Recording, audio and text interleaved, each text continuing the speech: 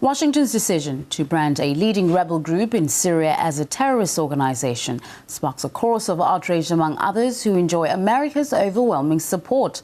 The key rebel coalition, recognized by the U.S. as the sole representative of the Syrian people, has thrown its weight behind the Al-Qaeda-linked Al Nusra Front. RT's Gayana Chichikan explains. It's clear that Washington is trying to distance itself from extremists in Syria. They have designated the Al Nusra Front a terrorist organization. It's thought to be one of the most aggressive and ruthless groups currently involved in the conflict. Washington's decision to call them terrorists is seen as more of a symbolic move because many other fighters in Syria, possibly most of them, welcome the efforts of those designated terrorists. Efforts that include suicide bombings and killing of prisoners.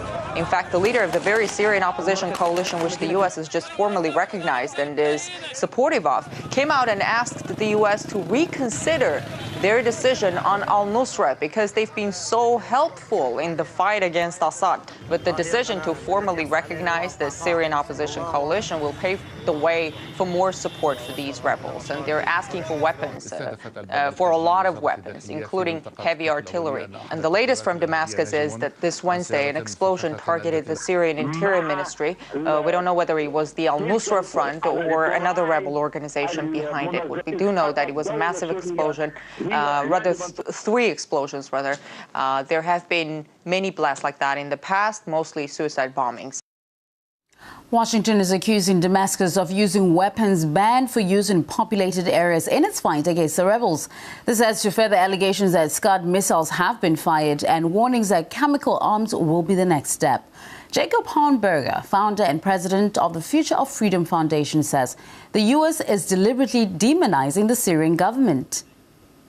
We've heard this stuff before about, Saddam Hussein's WMDs, and he was going to unleash them on the U.S. and mushroom clouds over American cities, and it was entirely bogus. It was a way to get the American people to support the invasion and occupation of the country. And that's what all of this interventionism is all about, to install their dictators into power. Look how the U.S. empire is not complaining about the dictatorship in Bahrain. I mean, there you've got a U.S. military base, so they got to stay quiet about that tyranny.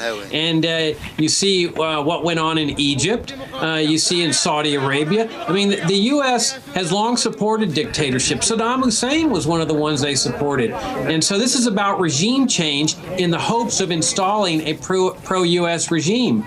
But as we've learned, things don't come out as they often plan them to be.